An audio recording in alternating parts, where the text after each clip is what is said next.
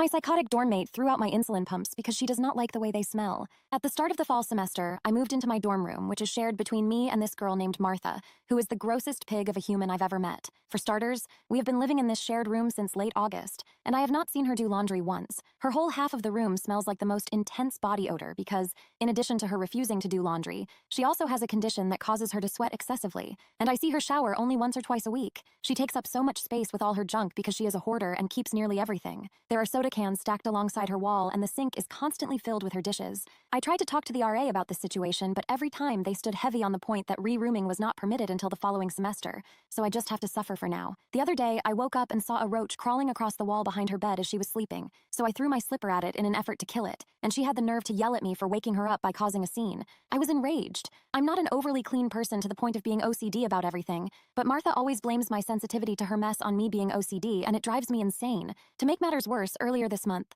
Martha adopted a cat and snuck it into our dorm room and has been forcing me to keep it a secret because she does not want to get kicked out of the school. When she brought the cat in, she never got it a litter box, so it had been using her clothing piles as its bathroom. It's absolutely revolting. I would snitch on Martha to the school for bringing a cat into the dorm in an effort to get her in trouble, but I also like the poor thing and don't want it to get kicked back out onto the street or put back into the foster shelter. I ended up buying the cat a litter box with my own money so that the cat could stop doing business all over the room, and Martha got mad at me for that and tried to claim that I was stealing her cat from her. Needless to say, this girl is crazy. Now for some context on what I'm about to tell you. I am a type 1 diabetic and have been my whole life, so I know how to go about things and take care of myself. I keep my insulin in the fridge because that is the way I've been storing it my whole life, and Martha has been made aware of this. Since the start of the semester, she's complained about my insulin taking up too much space in the fridge and freaking her out. She literally said, "I hate feeling like I'm in a hospital room every time I open the fridge." Like, girl. I wanted to tell her how much I hate feeling like I'm at a trap house every time I open the door to our dorm, but held back because there was no point in arguing with her. Earlier today, when I came home, I checked the fridge because I needed to replace my insulin pump and my shelf on the fridge was empty.